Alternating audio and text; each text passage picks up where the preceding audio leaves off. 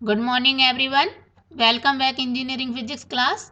Myself Dr. Anchala, assistant professor in ABS IT Ghaziabad. हम unit 4 discuss कर रहे हैं जिसका नाम वेव ऑप्टिक्स है.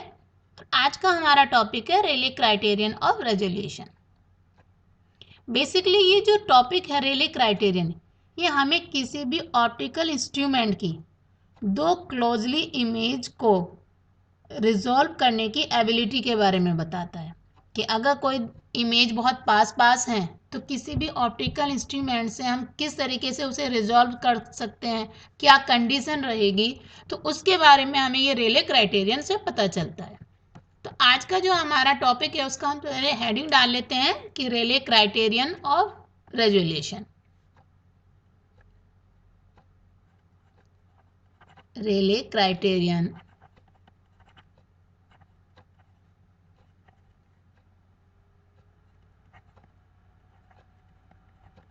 Of resolution.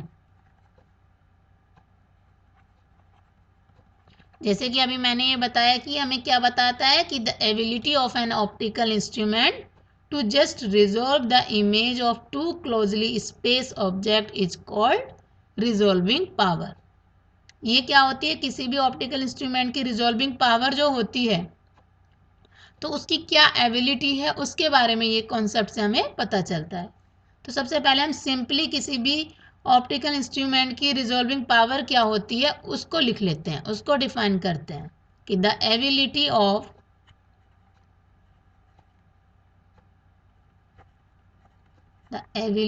Of N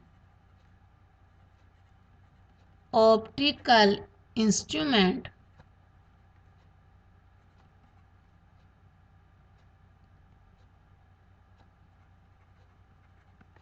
to just resolve the image of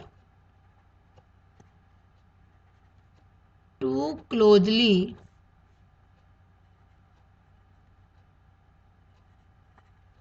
spaced object is called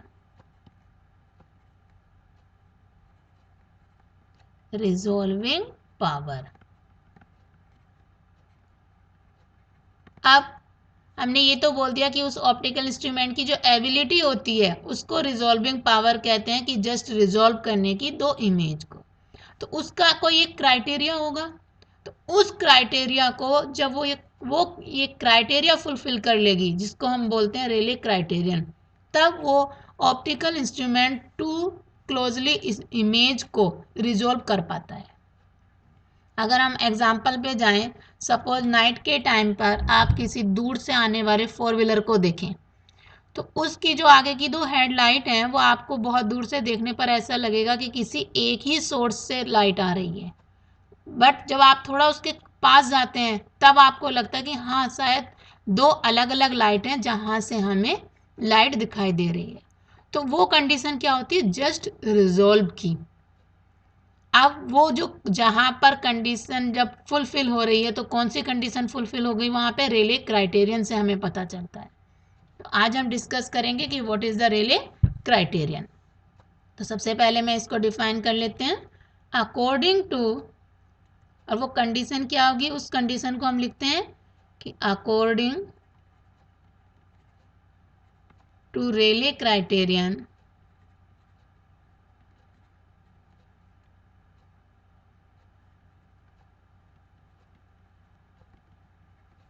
to spectral line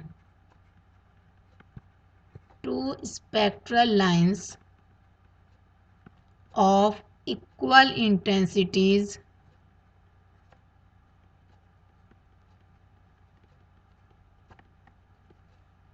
are said to be just resolved if the principal maximum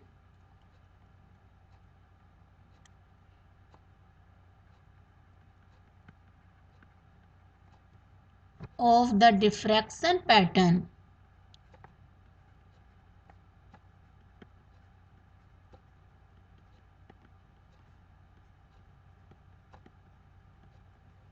due to one falls on the first minimum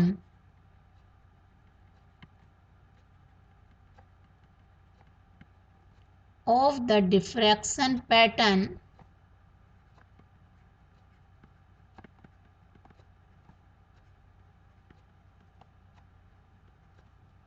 due to other and vice versa.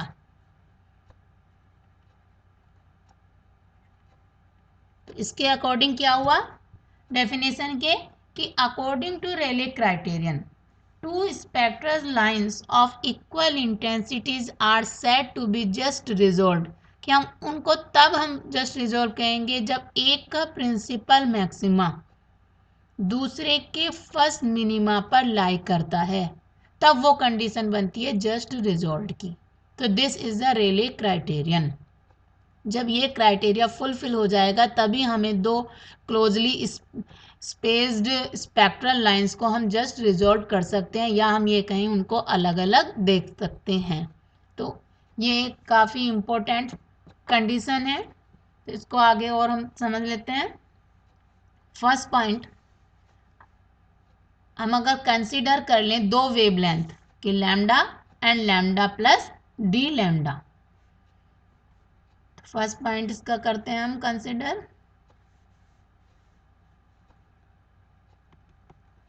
Consider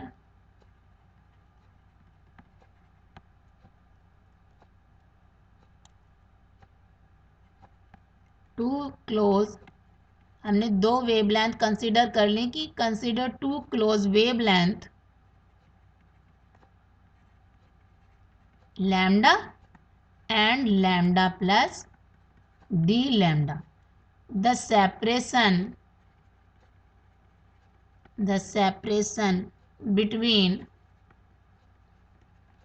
their central maximum, जिसे principal maxima भी बोल रहे हैं, central maximum will depend upon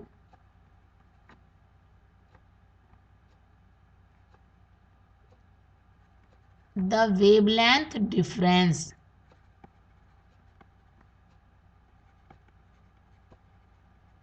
d lambda. If wavelength difference d lambda is sufficiently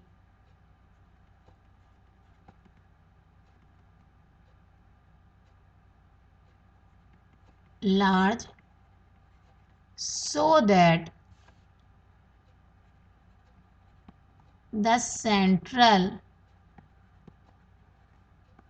maximum due to both wavelength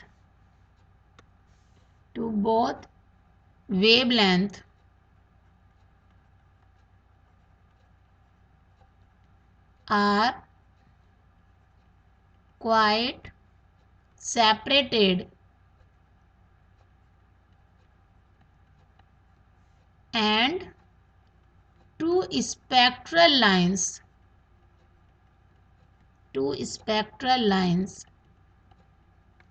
are distinctly resolved.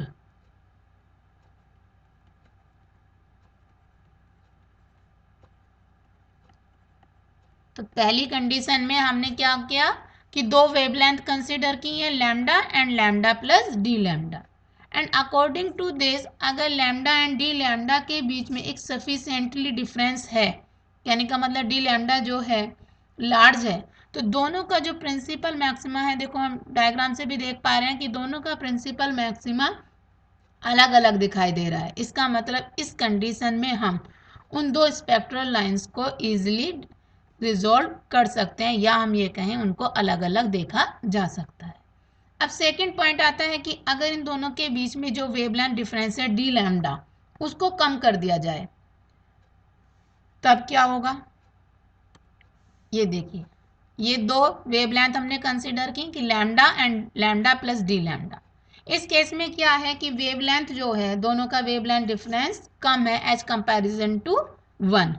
तो इस condition में क्या होगा, इसको डिफाइन कर लेते हैं कि if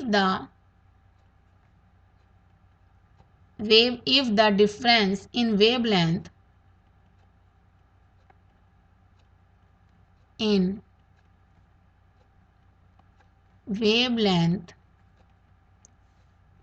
is made smaller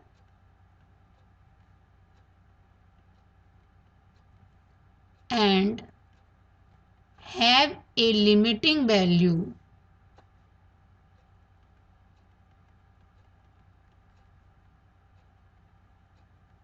for which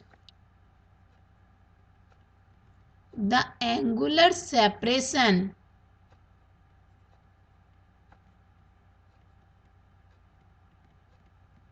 between their principal maximum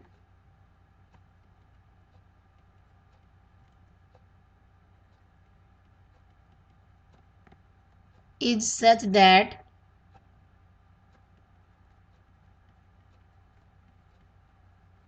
the principal maximum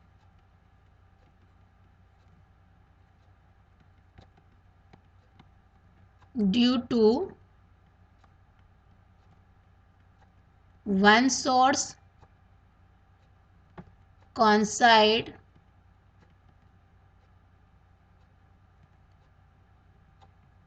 with the first minimum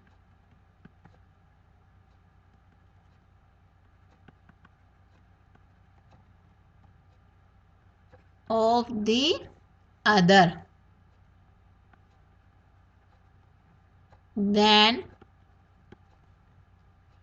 the curve shows a dip in the middle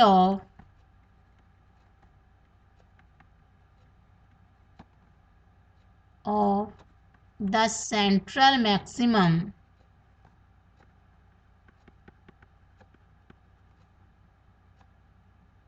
of these spectral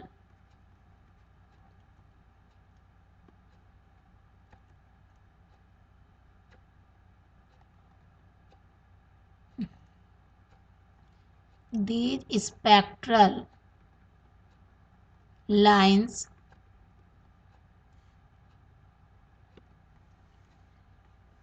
the two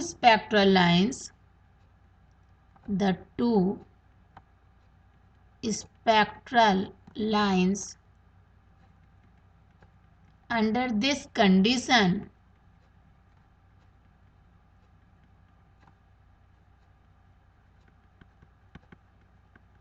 are said to be just resolved।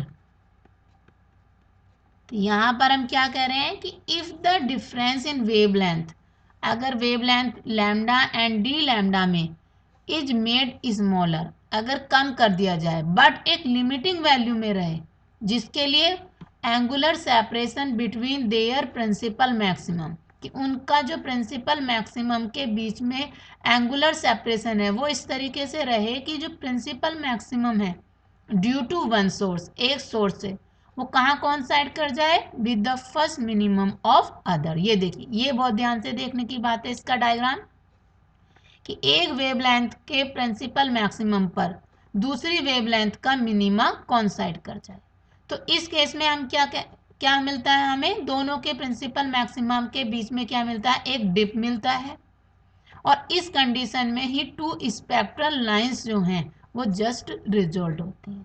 तो ये जो condition है, या ये कहें हम, ये जो केस है, this is the case of just resolve, कि लैम्डा एंड डी लैम्डा के बीच में इतना डिफरेंस है कि जो एंगुलर सेपरेशन है वो इस तरीके का बन जाए दोनों प्रिंसिपल मैक्सिमम में, कि एक के प्रिंसिपल मैक्सिमा पर दूसरे का मिनिमा कॉन्साइड कर जाए। This is the condition of just resolve. एक कंडीशन और देख लेते हैं हम इसकी,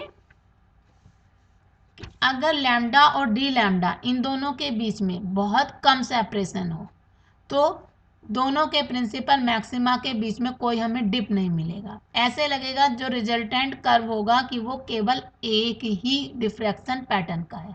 तो इस केस में हम उन दो वेवलेंथ को या हम ये कहें दो स्पेक्ट्रल लाइन को रिजोल्व नहीं कर सकते, हमें वो अलग अलग नहीं दिखाई देंगी। ऐसा दिखाई देगा कि केवल एक ही सोर्स से लाइट आ रही है या केवल हमें एक ही डिफ्रैक्शन पैटर्न शो होगा। तो उस कंडीशन को भी हम डिफाइन कर लेते हैं। if the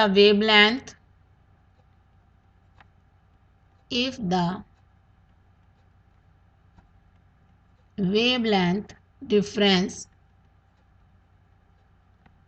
d lambda is smaller than the limiting value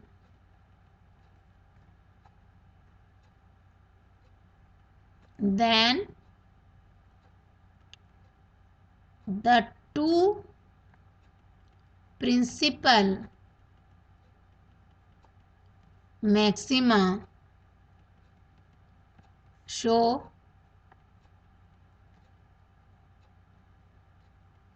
considerable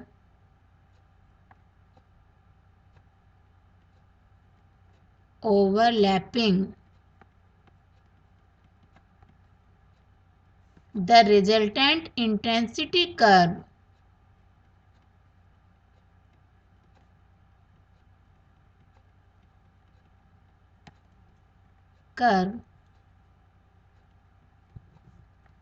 indicates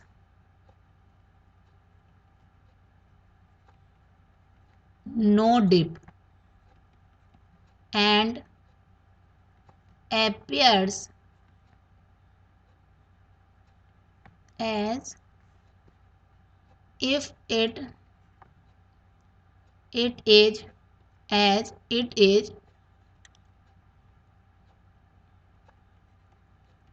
is a diffraction pattern only one spectral line,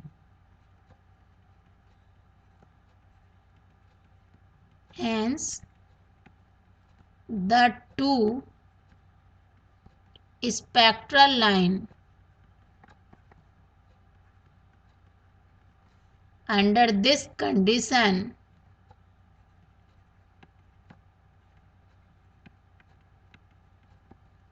are not resolved. क्या लिखा है हमने इसमें कि if the wavelength is smaller than the limiting value, अगर limiting value से इनका जो वेवलेंथ डिफरेंस है डी लैम्डा बहुत कम हो जाए तो जो प्रिंसिपल मैक्सिमा है दोनों का वो क्या कर जाएगा, ओवरलैपिंग। ओवरलैपिंग का मतलब कि इन दोनों के बीच में हमें कोई डिप नहीं मिलेगा। अगर डिप नहीं मिलेगा तो क्या लगेगा कि ये जो डिफ्रैक्शन पैटर्न है वो केवल एक ही स्पेक्ट्रल लाइन का है, कि it is a diffraction pattern only one spectral line. Hence, in this condition, two spectral lines are not resolved. इस कंडीशन में स्पेक्ट्रल लाइन को हम रिजॉल्व नहीं कर सकते। तो आज हमने अपने लेक्चर में रेले क्राइटेरियन को समझा कि रेले क्राइटेरियन क्या है। रेले क्राइटेरियन वो है कि जिस कंडीशन में हम दो अलग अलग लाइट्स को या दो अलग अलग स्पेक्ट्रल लाइन को जस्ट रिजॉल्व ही जस्ट रिजल्ट देख सकते हैं कि वो दोनों अलग अलग हैं। अगर रेले क्राइटेरियन फुलफिल होता है तभी हम दो स्पेक्ट्रल लाइन को अलग अलग देख सकते हैं। इसको आप अच्छे से नोट कीजिए अपने नोटबुक पर और समझने की कोशिश कीजिए। Thank you.